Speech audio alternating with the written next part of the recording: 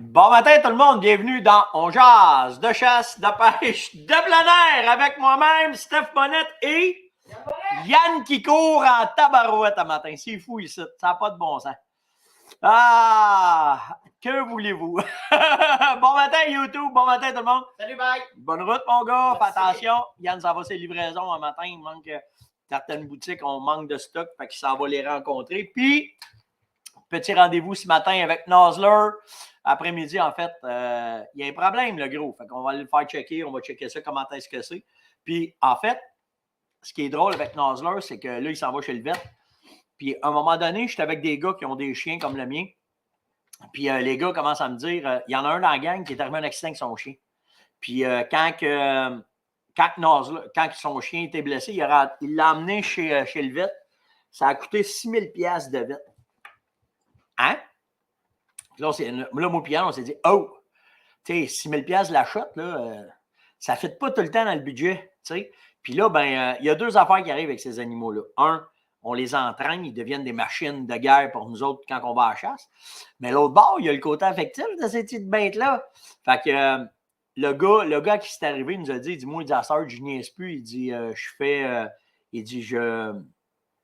paye une assurance. Fait que là, on a vérifié. Puis, Nozer, à Star, il y a une assurance pour le protéger.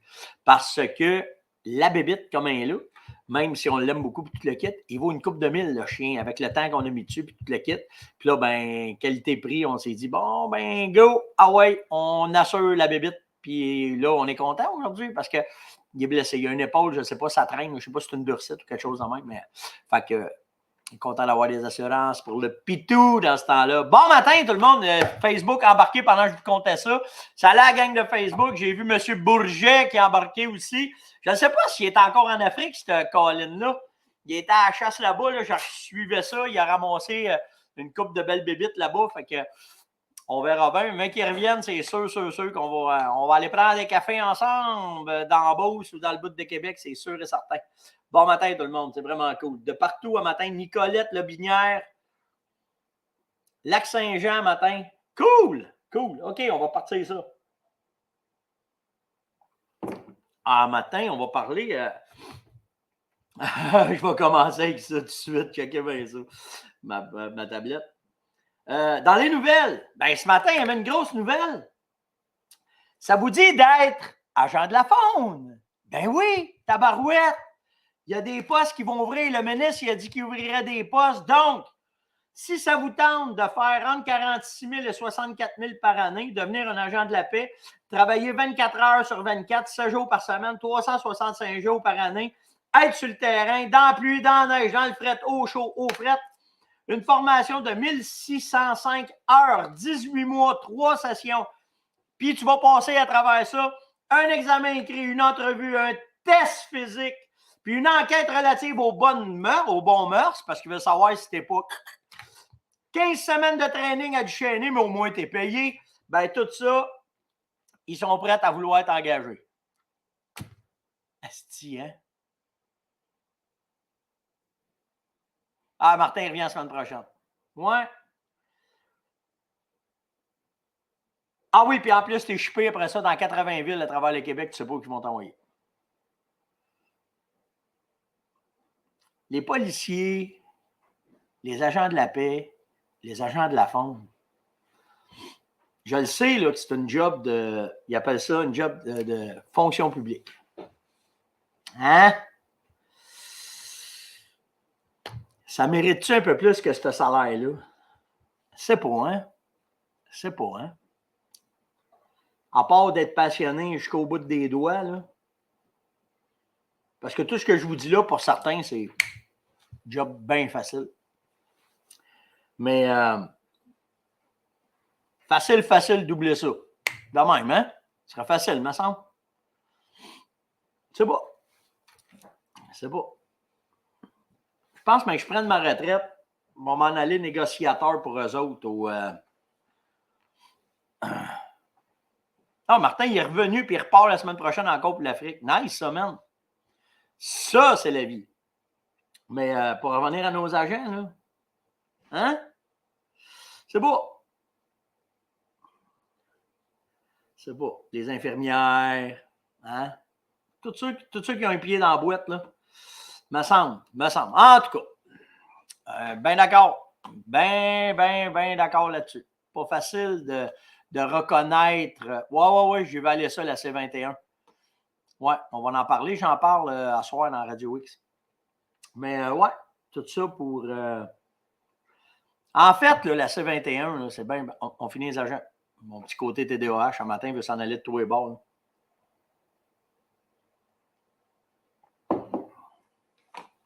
Exactement. Tu sais, moi, tu veux recruter, tu veux avoir du monde de qualité, tu veux faire de quoi, ça se paye. Ça se paye. Pas des subventions à des méga. Le monde sur le terrain. Moi, je me suis tout le temps battu pour ça. Probablement pour ça, je ne serai jamais millionnaire parce que je me suis tout le temps battu pour celui qui était sur le terrain. Celui qui a de la boîte en dessous des bottines. Tout le temps. En tout cas, les infirmières à j'ai débarqué, c'est vrai ça aussi. Puis la nouvelle génération qui s'en vient, ils ne sont pas prêts à faire les sacrifices que certains ont fait avant. Hein. Fait qu'il va falloir qu'ils fassent de quoi? Un salaire de McDo. En tout cas, je vais vous dire une affaire, par exemple.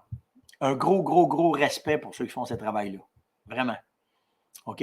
Les agents de la faune, là, pensez à une affaire. Là, le premier client qu'il rencontre, il est armé de lui. C'est sûr qu'il est armé. Hein? Fait que, c'est ça. Fait que respect pour cette gang-là. Merci d'être là, ceux qui le font et qui le font bien. Puis, c'est ça. Que voulez-vous qu'on fasse? C'est de même. Pour coach, on est rendu à... Il manque 58 personnes. Puis on tape le 25 000. C'est fou, hein? En une semaine, on va avoir mis pas loin de 1 100 personnes dans le groupe. Je leur ai souhaité à matin la bienvenue parce qu'on pouvait faire ça. Je vais vous montrer à matin, là, si vous pouvez inviter du monde, là, on est à moyenne. D'après moi, demain, on fait un gros tirage. Si c'est pas demain, c'est après-demain, c'est pas après-demain. En tout cas, ça va être à un moment donné, c'est sûr. Là. Je ne veux pas faire de pronostic, là, tu sais. Mais si vous regardez coach à matin, j'ai ce monsieur-là qui prend de... Alors, moi, ça, j'ai fait ça souvent. Pauvre monsieur, il tire un coup de 12 en bas de la chaise. Il y a des beaux souvenirs. Il y a des gens qui ont mis, Jacinthe a mis des choses originales. Un castor qui mange live un arbre, des shots de boc Drury, une récolte d'un méga boc, des ours dans le spa un matin dans la piscine. Après ça, je regarde là parce que vous autres, vous le voyez dans votre écran, là. Tannage d'une peau. C'est vous autres qui faites ça. Moi, je fais qu'à regarder. Je passe plus de temps à regarder moi aussi vidéo Mr. Bear qui rentre dans le chalet. C'est bon, ça, vous irez voir ça. Lui, j'irai à tabac. Je vous l'ai mis un matin. Là. Il explique comment partir une débroussailleuse. Vous irez voir ça. C'est drôle en cibole. Des belles images. Lui, cette tabarouette-là. Hein? Pas agile un peu. Mr. Coyotes, un coyote. Une nouvelle boutique qui vient de naître dans le coin. C'est un Canadian Tire dans le bout de Laval. C'est Jean-Pierre qui a mis ça. Et aussi, ça. Les Français, ils disent, là, un Français l'aurait tiré. Là. Pas sûr qu'il était patient comme ce russe-là. D'après moi, c'est parce qu'il y avait une 2 balles s'il ne voulait pas prendre de chance. Là. Mais gardez bien en charge ce qu'il y a dessus. Là, c'est une femelle qui vient à break juste à moyenne. Juste à moyenne. En tout cas, donc, si vous n'êtes pas abonné à Coach de chasse, allez vous abonner. Si vous pouvez inviter des gens, invitez-les parce qu'on va faire, à partir de quand qu'on va avoir atteint nos 25 000 membres, on va faire tirer des bars, on va faire tirer des bars tendres, on va faire tirer des produits pour faire vos salines. On va se péter un time live, mais ça va être sur le groupe de coach. Il y a moyen, ça a l'air de faire de quoi là-dessus. Là. Fait que je vais faire un live probablement sur coach. On verra. On va voir ce que ça va donner. OK? Fait que vraiment. Après ça, qu'est-ce qu'on a? Ah oui, hey, j'ai trouvé ça cool. J'ai eu plusieurs témoignages de la gang, de la communauté qui se rencontrent grâce aux calottes de la ferme. Puis là, ils m'ont dit, j'arrive, je vois le gars qui a une casquette de la fermonnette, je passe à côté, je dis, t'écoutes ça, on jase? Ben ouais. Ah ouais, tu chasses-tu? Ah, puis là, ça a fait. C'est cool, ça. C'est cool que la communauté soit ça. Puis c'est le fun que ce soit ça. Là, on est après penser peut-être à refaire les casquettes, mais à faire mettre dessus je suis un roseux ou quelque chose de même, là, pour que quand on va être dans des places, qu'on puisse se reconnaître, faire de quoi de même. On est après à regarder pour ça, là, pour faire de quoi, mais j'ai trouvé ça cool de voir qu'entre vous autres, vous avez trouvé le moyen de vous reconnaître par ça ou par les stickers qu'il y a dans vos vitres de camion.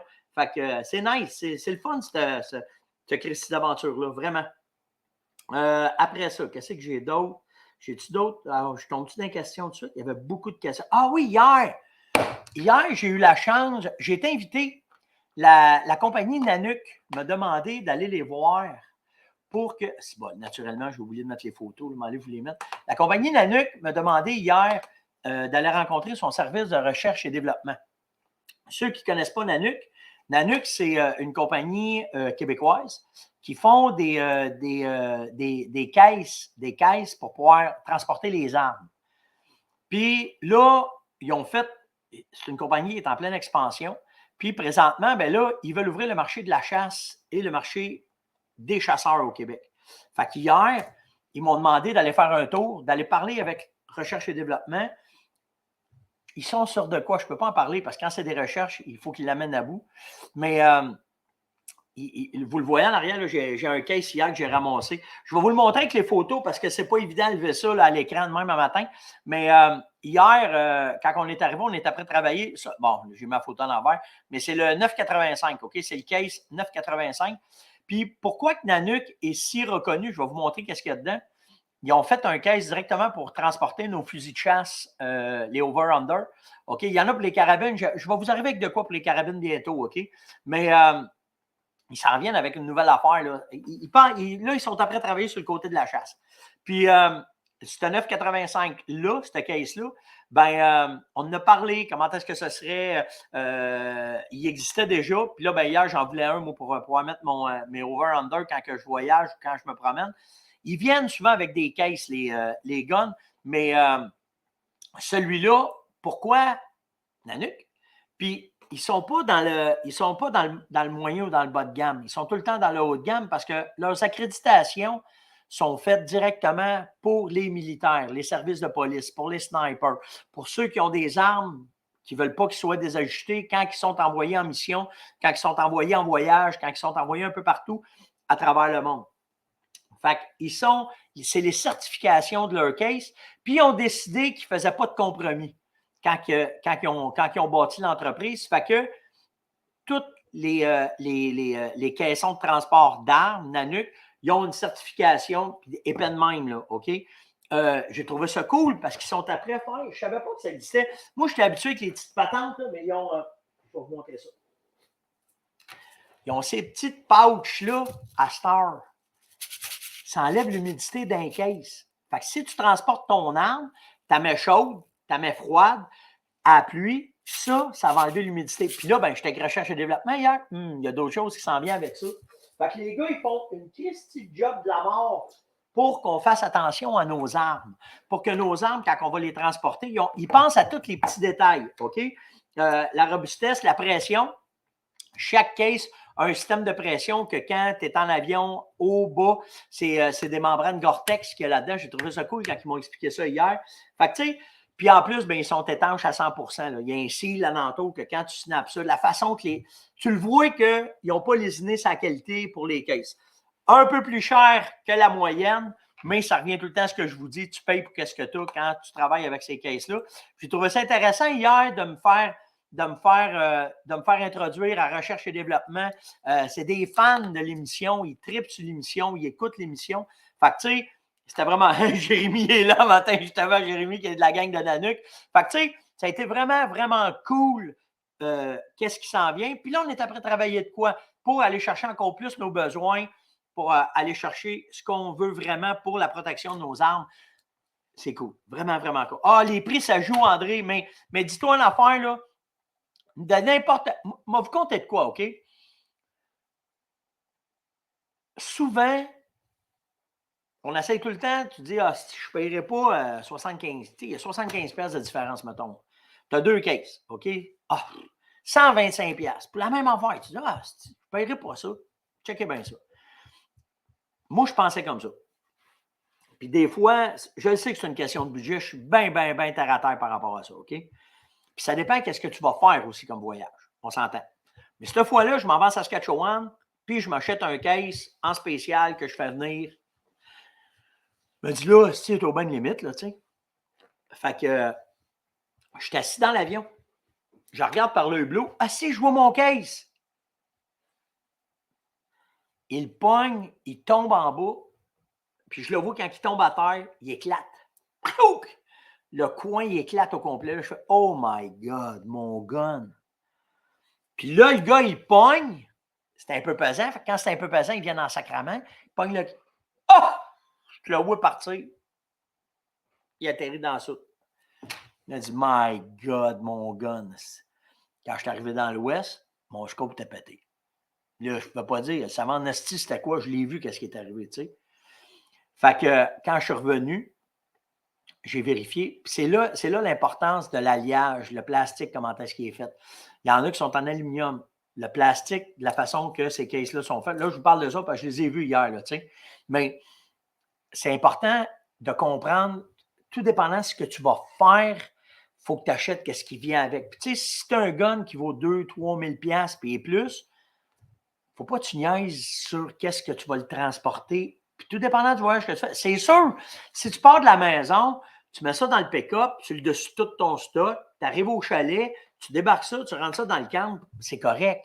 Mais si tu prévois faire des voyages, tu sais, comme Martin qui est allé en Afrique, que le gun case va faire 22, 23, 24 heures d'avion, il faut être équipé selon ce qu'on a, puis cette compagnie-là offre, puis c'est fait au Québec, là. Il y a ça aussi. Je ne le savais pas, moi, ça.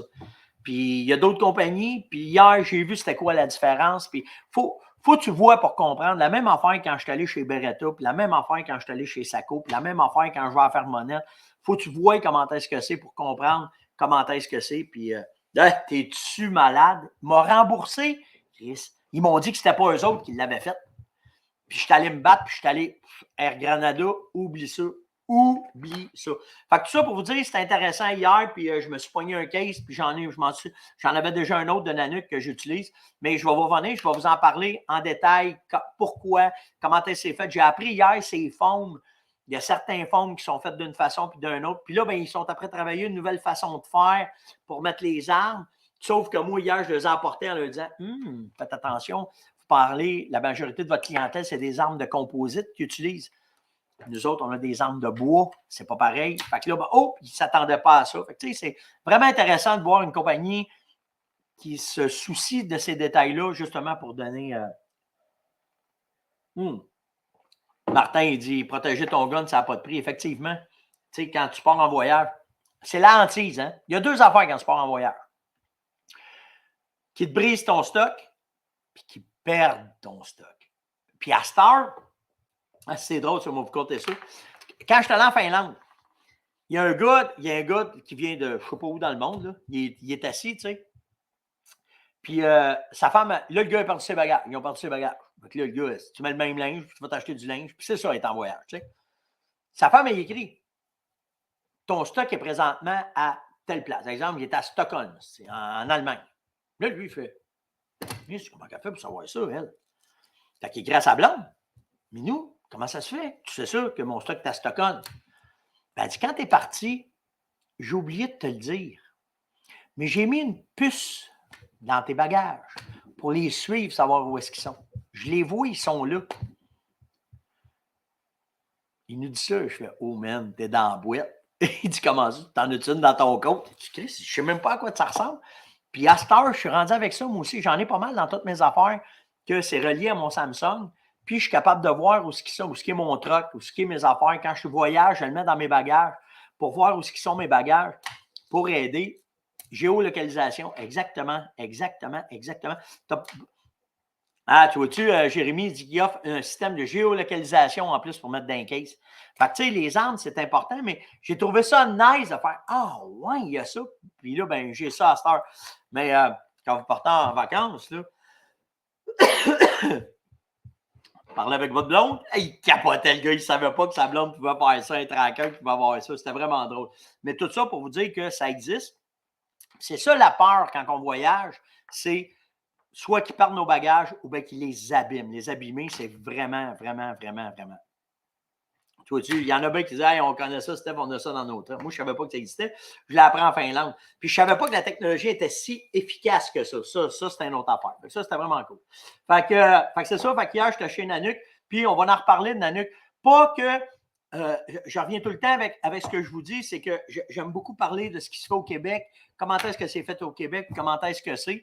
Fait que Au fur et à mesure que les produits Nanuq vont rentrer, les gars m'ont dit qu'ils me tiendraient au courant puis que je pourrais vous en parler puis vous dire comment est-ce que c'est. Mais attendez-vous pas, c'est pas la même affaire que ce que vous retrouvez dans les grands centres ou dans certaines boutiques.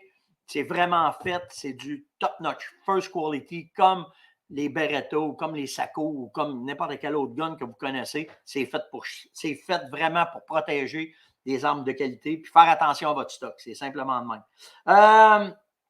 Après ça, OK, là, je tombe dans la question. Michel m'a demandé, tu connais ça le calibre 10? Ben oui. 20, 16, 12, 10, calibre 10. Balle plus grosse, tu vas chercher à peu près 25 verges de plus quand tu chasses les oiseaux migrateurs avec ça. Se fait dans quelques modèles en semi-automatique. La plupart des gars, moi, que j'avais vu, les gars les avaient en side-by-side, un à côté de l'autre. C'est un vrai bon calibre. Le problème, c'est les munitions, puis le prix des munitions. Une boîte de balles de 10, je ne me trompe pas, c'était 100$ quand je fais une couple d'années de ça, fait que ça doit plus être achetable, mais c'est un excellent calibre pour le beau. Tu le sais quand un gars il y a un 10 d'une cache, tu l'entends. Boum! C'est hallucinant. Fait que tu sais, c'est ça. Je connais très bien ça. C'est un calibre d'oiseau migrateur.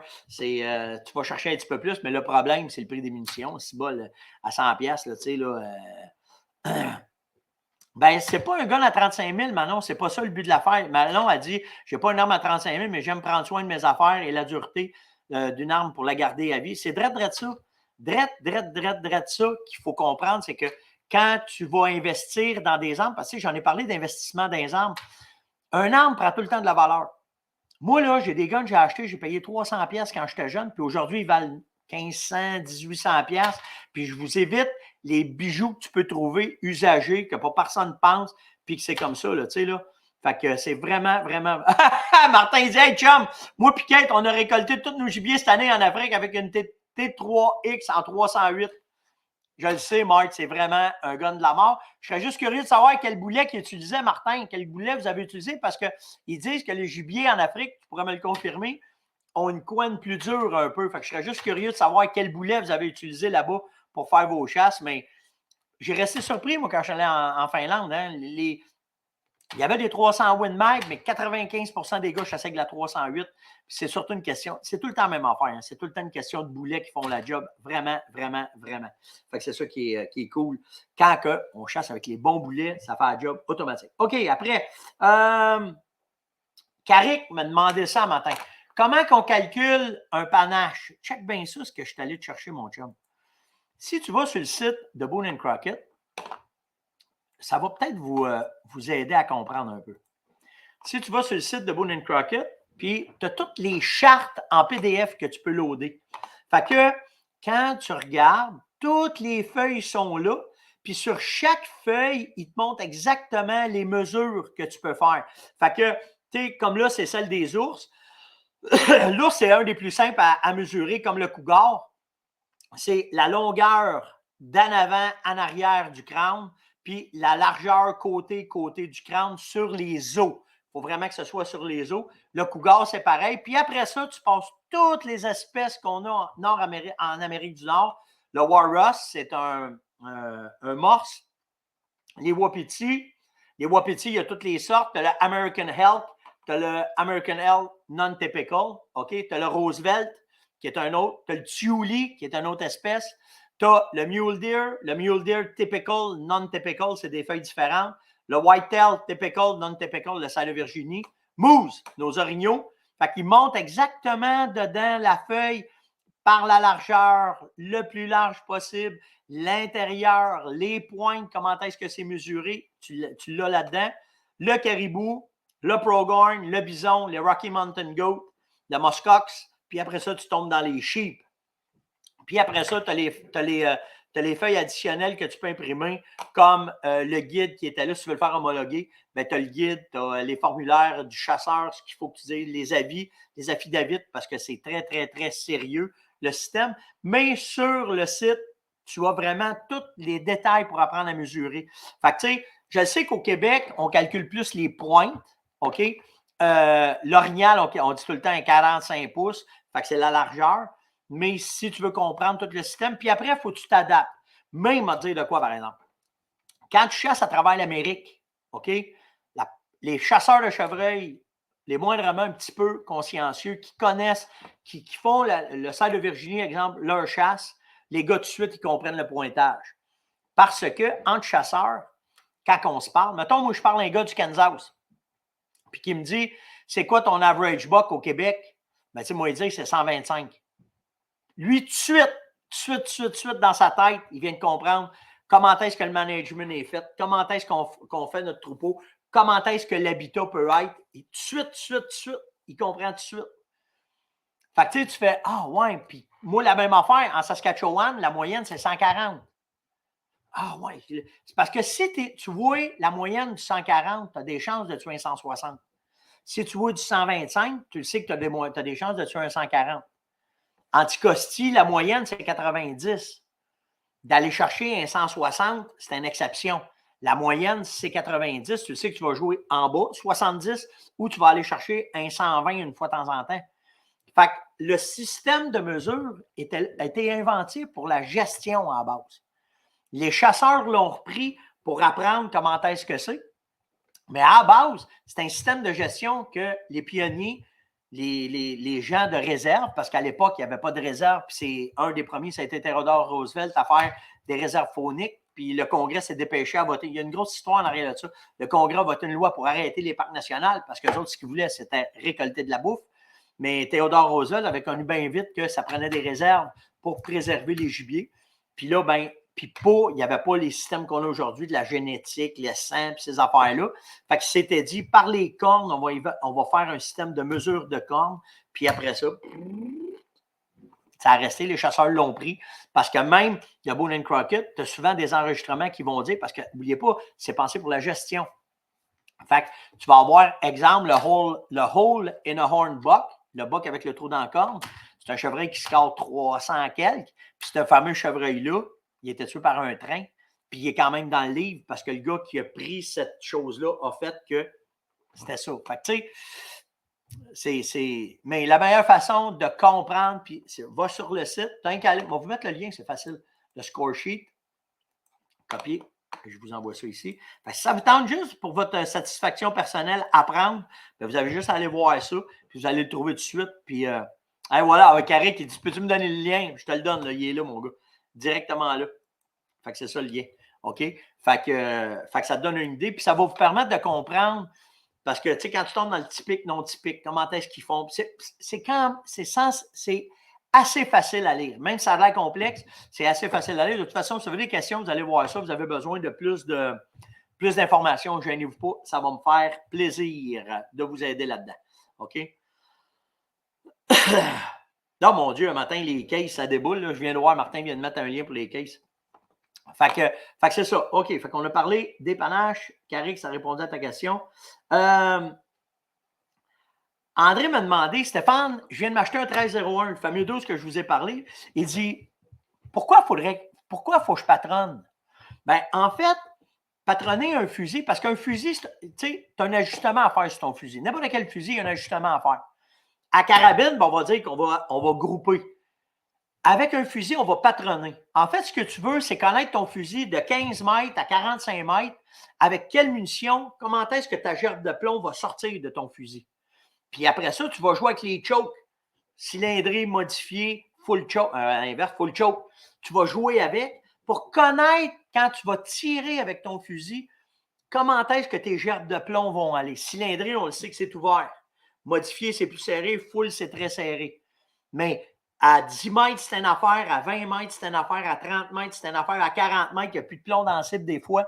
Fait que c'est là qu'il faut que tu comprennes c'est quoi bien faire ton patronage, simplement pour que tu sois juste plus efficace quand tu vas faire de la chasse, puis quand tu vas faire du pigeon d'argile ou quand tu vas aller chasser le dindon. C'est pour ça que c'est important de patronner. Il faut que tu connaisses ton fusil. C'est pas juste tirer des munitions pour tirer des munitions. Puis, chaque compagnie, tout dépendant de la bourre, comment est-ce qu'ils poussent les plombs, OK, va donner un patronage différent, plus efficace, plus serré, moins serré. C'est à l'infini. OK? Fait que c'est pour ça que c'est important de très, très, très bien connaître ton patronage pour arriver avec un fusil que quand tu vas l'utiliser, c'est simple. Tu vas juste être efficace à la chasse, c'est tout. C'est juste ça qu'il faut comprendre. C'est la seule affaire qu'il faut comprendre. OK? Fait que c'est pour ça que c'est important de patronner. C'est pour ça, tu sais, des fois, on dit, ah, même tirer du gun pour voir. Tant qu'à tirer du gun, il fallait comme du monde. Tu sais, tu vas améliorer ta façon d'être, tu vas améliorer tes performances avec ton fusil. Pas juste mettre des cacanes, péter des pigeons d'argile à terre ou péter des cacanes. C'est tellement facile, patronner. Ça prend juste une grande feuille. Tu fais un rond, puis tu vas voir, là, tu vas tirer des fois, boum, tu es trop à droite. Ah, Christy, c'est là qu'on appelle caster. Tu vas, dans ton fusil, là, quand tu l'achètes, il y a tout le temps des pièces qui sont faites pour donner un petit angle à gauche, un petit angle à droite, un petit angle par en haut, un petit angle par en bas, pour que quand tu vas rentrer avec ton fusil, boum, tu vas tirer, ça va aller là. Je comprends pas, manquer mon dindon à 20 mètres avec mon 12. C'est juste ça. C'est juste ça. Tu n'étais pas bien casté. Quand tu tires avec, tu tires trop à gauche, trop à droite, trop en haut, trop en bas. Puis en tirant dans une grande feuille, prends une grande feuille de papier, 4x4, 3x3 à peu près. OK? Tu fais un guéron, puis là, tu te gardes aller tes gerbes de plomb, tu remplaces ta feuille, tu en remets un autre, tu tires. Puis à un moment donné, tu vas poigner ton patronage, tu vas comprendre ton fusil, puis là, ben, tu vas pouvoir mieux te débrouiller avec. Jonathan m'a demandé qu'est-ce que tu penses des cheek rests qu'on peut acheter, qu'on peut mettre avec nos carabines. Checkez bien ça, je vais vous montrer à quoi ça ressemble. Bougez pas. Celle-là, cheek rest. Des cheek rests, c'est ça. C'est des systèmes que tu viens remettre par-dessus ta crosse de carabine. Ah, c'est bon, j'ai pas un moyen, 5 grammes. Ah, je fais une bonne shot. Ouais, c'est ça. Fait que, tu sais, vous les voyez, là. C'est des choses comme ça que tu vas venir mettre. Puis, tout dépendant, regardez là, les vis, ben, tu vas le monter, tu vas le descendre, tu vas le faire. Il y a des armes, regardez bien ça. Tu as des armes qui sont intégrées dedans. Comme ça. OK? Moi, dans le mien, il est dedans. Fait que moi, je défais les vis, je peux le monter, le tasser, le placer, tout dépendant quand que je vais venir placer mon fusil puis je vais l'accoter sur ma joue. Ben là, il faut qu'il vienne rentrer. Quand je me campe dessus, là, automatiquement, il vient rentrer dans le creux de ma joue puis il vient se placer. Qu'est-ce que ça fait? Ben, c'est simple. Ça fait juste que tu es plus précis avec ton arme. Ton arme va venir mieux se placer aux bonnes places pour que quand tu veux faire un tir à longue distance, ça va le faire. Est-ce que ceux-là sont bons? Je ne le sais pas. Je vais jamais essayer ça, de rajouter ça de même parce que la majorité de mes carabines l'ont déjà. Ou bien, moi, ce n'est pas ceux-là que j'utilise. J'utilise les poches que tu en mets plus, tu en mets moins, mais c'est perso, ça. OK? C'est vraiment perso. Fait que, tu sais, tu as le choix. Il y en a plein de modèles. Je ne savais même pas que ça existait tant que ça. Tu en as avec des bottes comme ça que tu peux monter, descendre, tout dépendant que ça vient s'ajouter sur ta crosse. Fait que, tu sais, c'est à l'infini, mais le but, c'est tout le temps d'avoir de quoi sur ton arme que quand tu vas la prendre puis tu vas chasser, que ton arme va être plus efficace, que tu puisses faire un tir efficace avec ton gibier. C'est juste pour ça. Il y en a des gogos, asti de patente à gosse, débarque ça si ça ne marche pas. Ce qu'il faut, c'est quand tu le prends, tu l'essayes, puis là, tu t'amuses avec, puis là, ben, tu vas voir si c'est efficace pour toi. Il y en a que c'est efficace, il y en a d'autres, ça ne l'est pas. Là, c'est à toi de décider comment est-ce que c'est pour ce que tu veux faire quand tu vas chasser. Est-ce que le soleil peut changer les performances de mes caméras de surveillance? Oui. Le chaud, le fret dedans, moi, je me suis aperçu que ça jouait des fois, mais le pire, c'est dans la lentille. Quand le soleil lève dedans, s'il y a de quoi qui passe, ça va détecter, puis tu vas avoir un flash, tu ne verras rien. Fait que c'est important, quand tu montes tes caméras, de regarder où est-ce que le soleil se lève ou quand est-ce qu'il va être. Puis normalement, tu le mets de côté au soleil pour pouvoir être certain de prendre toutes tes photos bien comme il faut. Vianney, c'est moi ce que je fais quand je mets mes caméras. Hey, c'était écœurant matin, j'ai des sujets pour vous parler jusqu'à demain matin. Je vais garder ça pour demain. Les appâts, tu en penses quoi? J'avais fait de quoi? Les bons côtés, les mauvais côtés. Fait que je vais vous parler de ça. Puis, on va parler aussi de territoire de chasse demain. Je suis prêt à vous faire une mini-conférence là-dessus. Je ne sais pas si ça va être prêt demain, mais je suis prêt à vous faire de quoi? Là, fait que on va pouvoir parler de ça demain. Mais Mathieu, je ne t'ai pas oublié. Ah, puis ouais, c'est ça, dans sa question, il me demandait comment grand ça prend. Ça, je peux y répondre vite. Comment ça prend grand pour pouvoir avoir du résultat à chasse? Ça prend un arbre placé à la bonne place. À partir de là, quand tu pars de l'arbre, on va pouvoir regarder.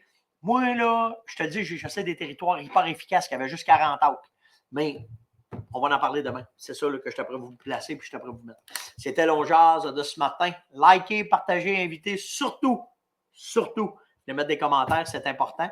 Puis aller inviter du monde sur Coach, j'aimerais ça, là, vite, faire les tirages, puis faire un live juste avec la gang. Je n'ai jamais fait de live encore, juste dans Coach. On va faire de quoi de spécial juste pour vous autres, juste ceux qui sont abonnés au groupe. Fait qu'on se voit demain, tout le monde. Faites attention à vous autres. Profitez de votre journée. On s'en va travailler. Ciao!